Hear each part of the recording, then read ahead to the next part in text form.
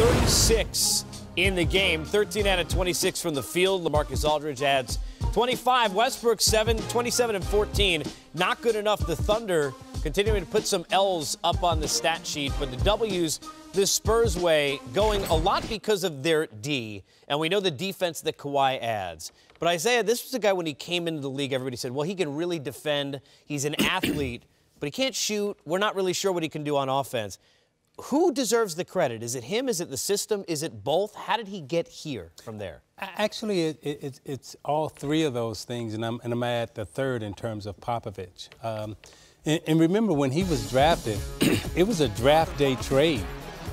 He was drafted originally by the Pacers and traded to San Antonio. And no one thought that he would be this type of basketball player.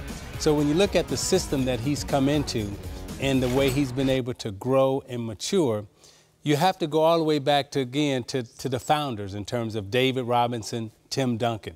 In terms of those guys laying the foundation, understanding what type of player you're going to be here in San Antonio, what's expected of you as a person and a player, and then Popovich putting the system on top of him, and then he having the willingness and the courage to say, I'm going to keep getting better every single year, and he's done that to the point where now, in my opinion, he's the MVP of the league and the best two-way player in the league right now in terms of offensively and defensively. You know, we talk about guys who build their brand. It's a big part of being an athlete now. Kawhi's such a soft-spoken guy. Probably doesn't get talked about to the amount that he should. But when you talk about what Zeke says as an MVP, do you see that, Smitty? When we talk about Harden and Westbrook every night, seemingly they lead every show, where does Kawhi fit into that mix? Isaiah said it best, because you start talking about a guy who's winning. I mean, we look at the other guys, we give James Harden a nod because he's taken the Houston Rockets from a team to a level where they're winning.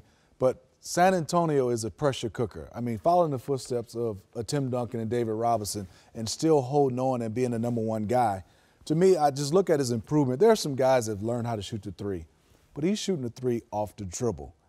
When you haven't had the basketball in your hand in college and now you're shooting it off the three, and then he's never been a guy that posts up, Isaiah. Now he's giving the dream shake. The one thing Isaiah said best, it's the Spurs, they develop, but also you got to have a guy willing to want to get better, and he's done that. You know, you played in the system. One thing that amazes me about the Spurs, you see Ginobili. You know, we didn't see Parker tonight, but you've got guys who are passing the torch.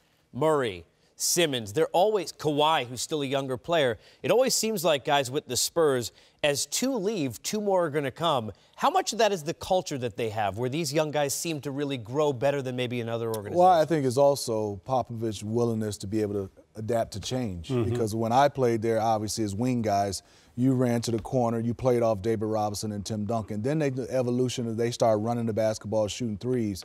He has changed now where he's never really had a wing guy that can go get his own. Right. And the way he's revolved the offense around him, it's been phenomenal how Popovich has changed and also how he's developed a guy like Kawhi Leonard. You know, we talk about the defense. I know you were saying as we're watching the game, maybe one defender shy of where you want them to be. Because for the Spurs, look, we talk about the Cavaliers, we will later.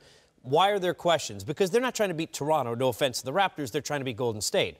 So are the Spurs. Is that what they need, that one other defender, Isaiah? Yeah, I look at the point guard position right now is where they really struggle at against Golden State. When you look at Simmons and you look at Kawhi Leonard, you got two stoppers out on the perimeter that can really match up with Durant and that can match up with Thompson.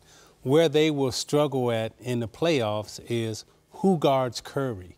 Because now that Golden State has added that third wing player, you know, that has messed up the league. That's what's got LeBron so messed up right now.